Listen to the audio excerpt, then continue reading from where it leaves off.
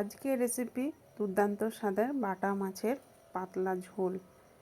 আশা করি সকলেই ভালো আছেন। তো মামনির চ্যানেলে সকল বন্ধুদেরকে স্বাগত জানাই। দেশ ও দেশের বাইরে যে যেখান থেকে বসে আমার ভিডিওটা দেখছেন, একটা লাইক দিয়ে সম্পূর্ণ দেখার অনুরোধ রইল। দেখুন, প্রথমেই এখানে 6 পিস বাটা মাছকে ভালোভাবে ধুয়ে রেখে দিয়েছিলাম। তারপর লবণ ও হলুদ মাখিয়ে ভেজে নিচ্ছি। দেখুন, তেল ভালো মতো গরম হয়ে গেলে আঁচটা মিডিয়ামে রেখে মাছগুলো দু পিঠে উল্টে পাল্টে ভেজে নেব।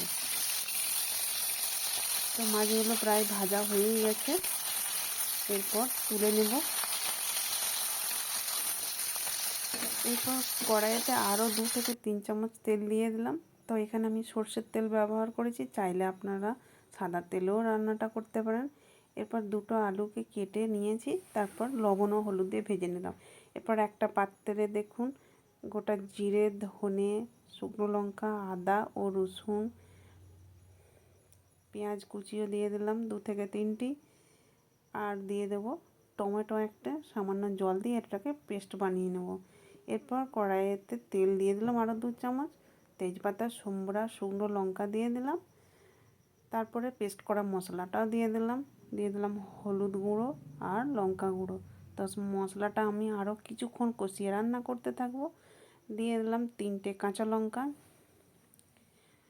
তো যারা আমার ফেসবুক পেজ থেকে দেখছেন, পেজটা ফলো করে দেওয়ার অনুরোধ রইল। তো মশলাটা কষানো হয়ে গেছে, এরপর ভেজে রাখা আলুগুলো দিয়ে আরও 5 মিনিট কষিয়ে নেব। দিয়ে দিলাম লবণ। তো আলুগুলো ভাজার সময় লবণ দিয়েছি, সেটা খেয়াল রেখে লবণ দিতে হবে। এরপর দিয়ে দিলাম জল পরিমাণ মতো, ঢাকা দিয়ে রেখে দেবো 5 থেকে 10 মিনিট। তো 10 মিনিট পরে দেখুন আলুটা কত সুন্দর সিদ্ধ হয়ে গেছে। তো যারা আমার ইউটিউব চ্যানেলে নতুন বন্ধু আছেন, একটা সাবস্ক্রাইব করে পাশে থাকবেন।